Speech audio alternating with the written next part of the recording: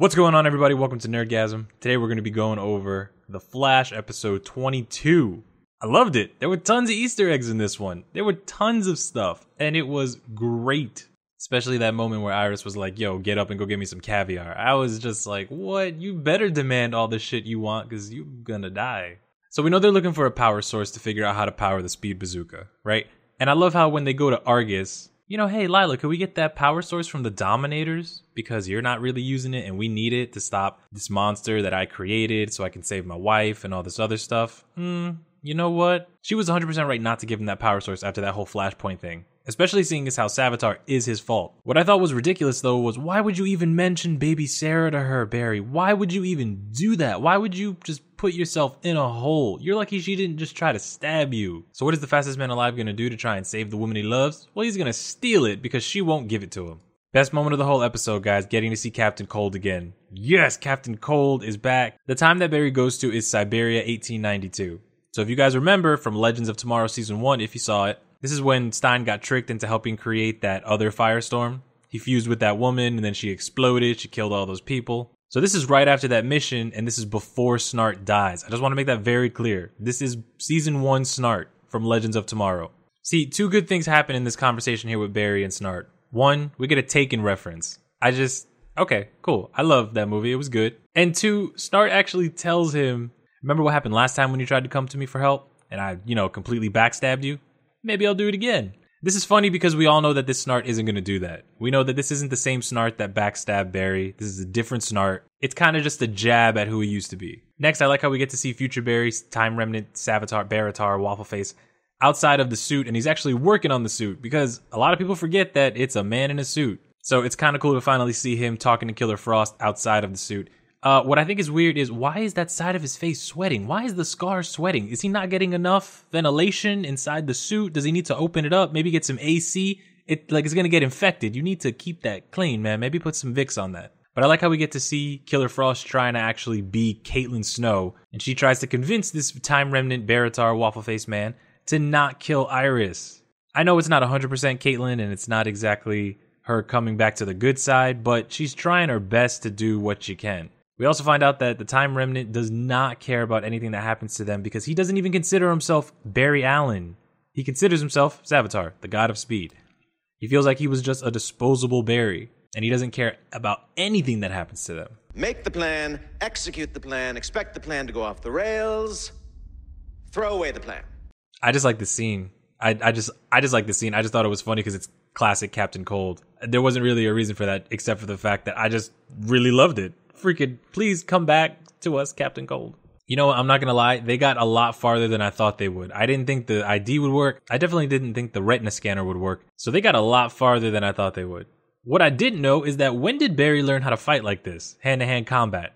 When did this happen? When did he become this ninja? We also get to see HR's little face-changing device. And I feel like there's a reason they brought back the face-changing device. They wouldn't just bring it back for no reason. It's not just like, oh, hey, remember this thing? No. But I still think it ties into how they're going to save her. So when Barry goes down to the bottom of Argus, we find out that Amanda Waller is not the only person who liked to put together a Suicide Squad. And honestly, Lila's Suicide Squad looks way crazier than Amanda Waller's. They got Gorilla Grodd. That's just a bad...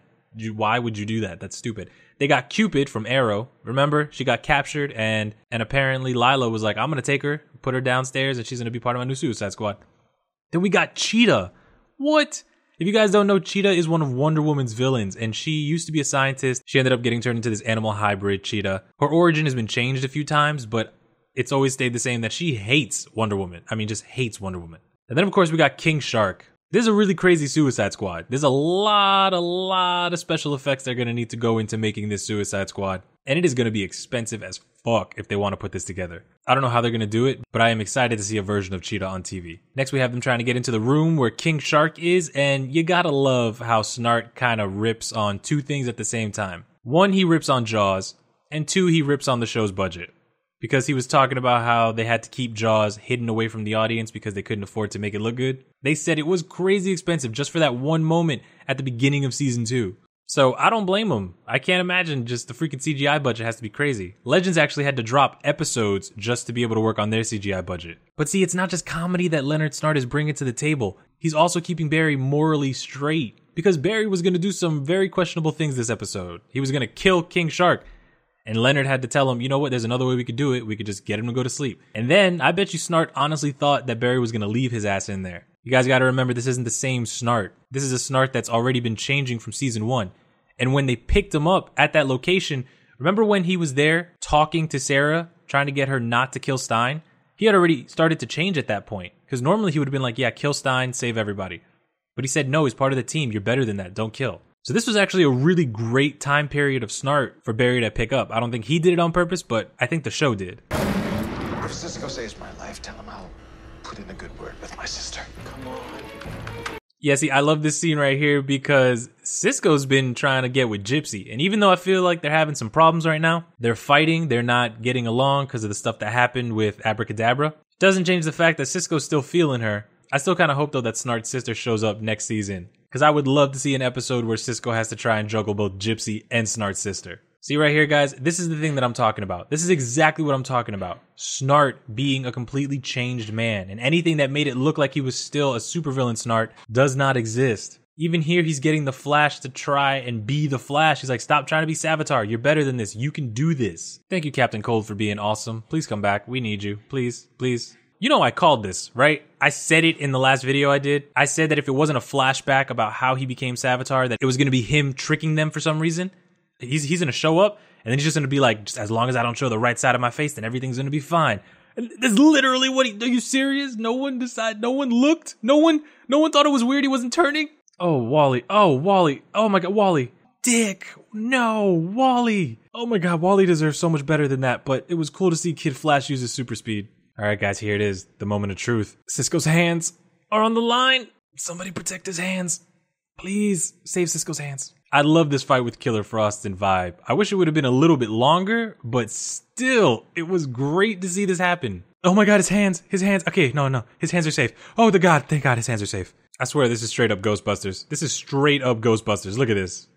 Yeah, look, so I'm not saying that I saw this coming, but I feel like someone should have. Remember, this is a version of Savitar that's already been trapped in the Speed Force.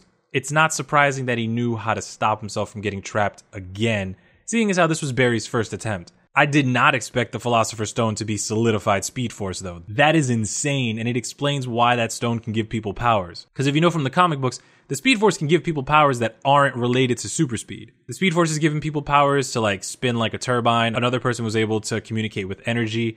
Another person was just able to travel back in time and it looked like he had super speed. There have been people who could make tornadoes, people who could teleport, people who could solidify all the atoms on their body to be the hardest substance ever. The Speed Force can give you different kinds of powers. Wait, hold on. Wait, what? Hold on. Oh shit, that really happened. So this is real? This really happened? Did I do this? Hashtag StabIris? Guys, that episode was freaking awesome. I loved it. There were tons of stuff going on in the episode, tons of Easter eggs. And before we go, I want to mention one last Easter egg. Guys, remember how the place he had to go to watch Iris die was Infantino Street?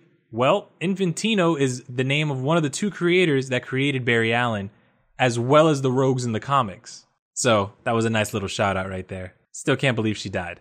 Real quick, does anybody know where Julian was?